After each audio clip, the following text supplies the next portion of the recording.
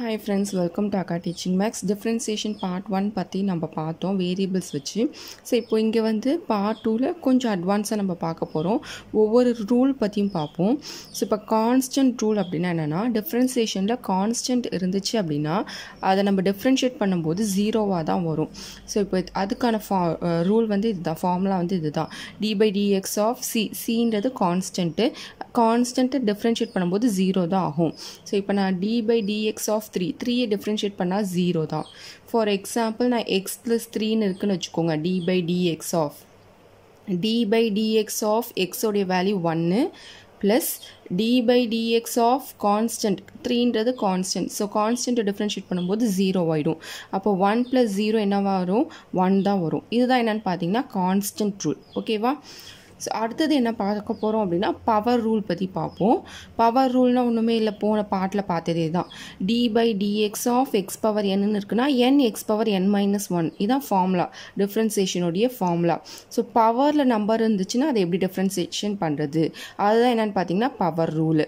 So இப்போ x³ இருக்குது, இதை டிஃப்ரென்ஷியேட் பண்ணும்போது என்ன வரும்? ஸோ n(x⁻n-1)னா n-க்கு பதிலாக 3 போட்டுக்கோங்க. n இருக்க இடத்துல 3 இருக்கனால n-க்கு பதிலாக 3 போட்டிங்க அப்படின்னா 3x⁻3-1 வரும். அப்போ 3x⁻3-1 என்னது 2. ஸோ அப்போ x³ டிஃப்ரென்ஷியேட் பண்ணும்போது நம்மளுக்கு என்ன கிடைக்குது? 3x² கிடைக்குது. அடுத்தது என்ன பார்க்க போகிறோம் அப்படின்னா ப்ராடக்ட் ரூல். ப்ராடக்ட் ரூல்னால் ஒன்றும் இல்லை, மல்டிப்ளிகேஷனில் இருந்துச்சு அப்படின்னா எப்படி போடலாம் அப்படின்றது தான் ப்ராடக்ட் ரூல். ஸோ போன பார்ட்டில் நான் ப்ராடக்ட் ரூல்னால் என்னென்னா சிம்பிளாக சொல்லியிருப்பேன். ஸோ இப்போ வந்து நம்ம ஃபார்முலா வச்சு பார்க்க போகிறோம். ஓகேவா? ஸோ இப்போது d/dx of f(x) into g(x) அதை நம்ம எப்படி டிஃப்ரென்ஷியேட் பண்ணுவோம் அப்படின்னா, ஸோ இப்போது ஃபஸ்ட் f(x)-ஐ டிஃப்ரென்ஷியேட் பண்ணுவோம், g(x) அப்படியே வச்சுப்போம். ஓகேவா? ஸோ டேஷ்ன்றது டிஃப்ரென்சியேஷன். அடுத்தது ப்ளஸ் f(x) அப்படியே வச்சுக்கிட்டு g'(x)-ஐ டிஃப்ரென்ஷியேட் பண்ணுவோம். ஓகேவா? ஸோ இப்போ இங்கே xyன்னு இருக்குது. ஸோ இது f(x), xன்றது, yன்றது g(x). ஸோ ஃபஸ்ட் xை டிஃப்ரென்ஷியேட் பண்ணணுமா? xை டிஃப்ரென்ஷியேட் பண்ணால் என்னது? 1. yன்றது தான் g(x). ஸோ g(x) நம்ம அப்படியே தான் வைக்கணும். அடுத்தது f(x) அப்படியே வச்சுக்கோங்க. f(x)ன்றது என்னது? இங்கே x. அடுத்தது g'(x), அப்போ d/dx ஆஃப் yன்னு வரும். ஓகேவா? அப்போ இங்கே என்ன வரும்?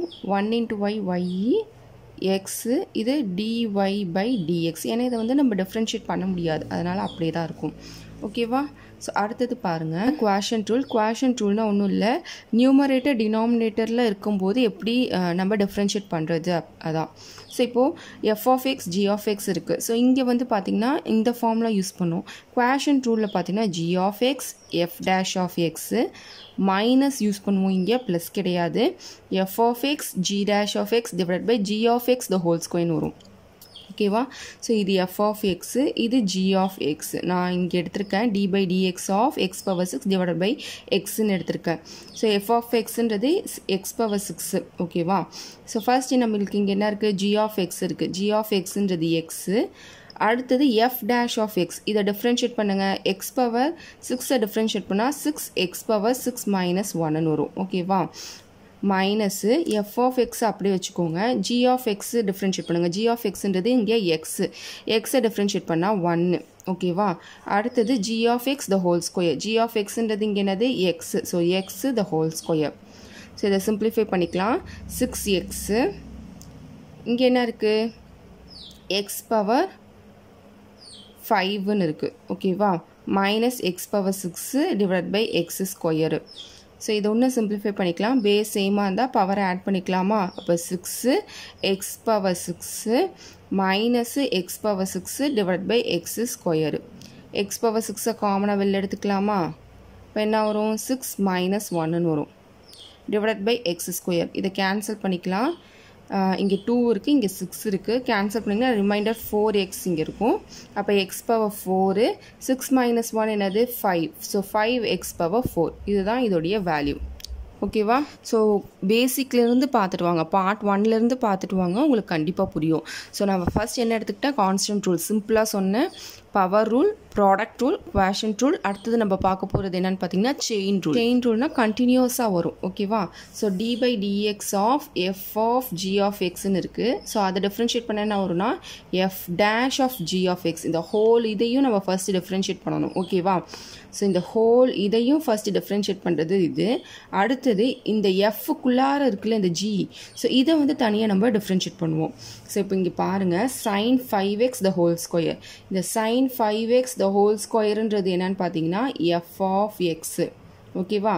ஸோ இந்த உள்ளார ப்ராக்கெட்குள்ளார இருக்குல்ல சைன் 5x, இது என்னன்னு பார்த்தீங்கன்னா ஜி ஆஃப் எக்ஸு.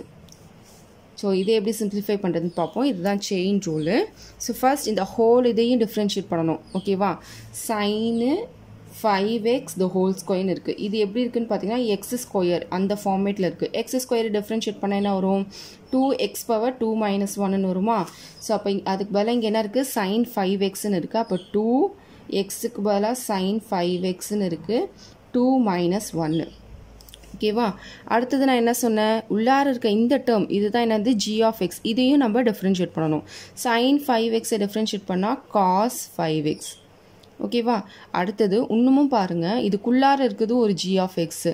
ஸோ அது மாதிரி கண்டினியூஸாக வரும். இதுதான் என்னென்னு பார்த்தீங்கன்னா செயின் ரூல். அடுத்தது 5xை டிஃப்ரென்ஷியேட் பண்ணால் என்ன வரும்னு பாருங்கள். 5xை டிஃப்ரென்ஷியேட் பண்ணால் 5 தான். ஓகேவா? 5xன்னு வரும். டிஃப்ரென்ஷியேட் பண்ணுங்கள். எக்ஸ் பவர் என்ன இருக்குது? 1 இருக்குது. ஸோ 5 1 எக்ஸ் பவர் 1 - 1ன்னு வரும். 5 × 1 5 தான். எக்ஸ் பவர் 1 - 1 என்னது? 0. எனிதிங் பவர் 0ஓட வேல்யூ என்னது? 1. அப்போ 5 × 1 என்னது? 5 தான். ஸோ அப்போ இந்த மாதிரி கண்டினியூஸாக வர்றது என்னென்னு பார்த்தீங்கன்னா செயின் ரூல். ஸோ இங்கே ஒரு 2 இருக்குது, இங்கே ஒரு 5 இருக்குது. 5 2s என்னது? 10. Sign 5x the whole power 2 - 1 என்னது? 1 தான். Into cos 5x. ஸோ அப்போ 10 sin 5x cos 5x. So இதுதான் இதோடைய வேல்யூ.